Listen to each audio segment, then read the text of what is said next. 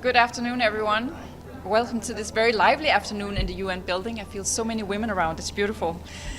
But I'll start now the declaration here. It's we, Denmark, France, Greece, Guyana, Panama, Republic of Korea, Sierra Leone, Slovenia, and United Kingdom, Security Council signatories of the Statement of Shared Commitments of Women, Peace and Security, reiterate our strong condemnation of the Taliban's continued and systematic gender discrimination and increased gender-based violence, which may amount to gender persecution. This year marks the 30th anniversary of the Beijing Declaration and Platform for Action and the 25th anniversary of Resolution 1325, which established the Women, Peace and Security Agenda.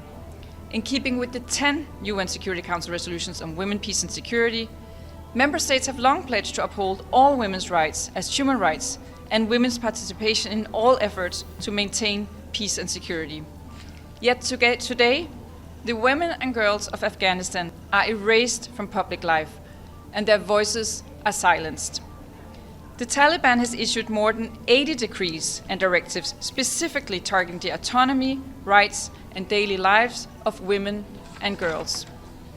In August 2024, the Taliban issued the so-called Law on the Propagation of Virtue and Prevention of Vice.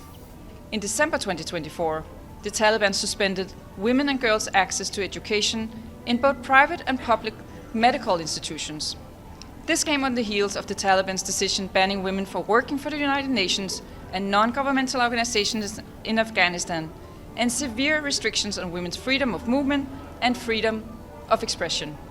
Together, these unacceptable and unjustifiable measures aim to institutionalize a system of gender-based discrimination, persecution, and oppression. We condemn, in the strongest terms, these policies, and we call on the Taliban to immediately cease and reverse their ongoing systematic violations of human rights, particularly the discriminatory policies and practices that violate human rights and fundamental freedoms of all women and girls. We further reject any attempts to silence or threaten Afghan civil society representatives and women human rights defenders.